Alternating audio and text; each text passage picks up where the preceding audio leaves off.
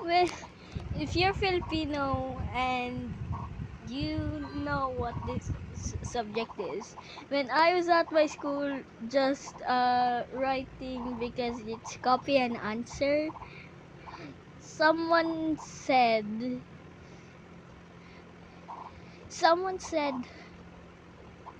"Teacher, Classifea said Timilini on timeline," and I couldn't stop laughing. And Classifea is my classmate, the one that said it is named Clint Timilini. when when I was finished writing the timeline, and Clint said, "Teacher, Classifea said Timilini on timeline."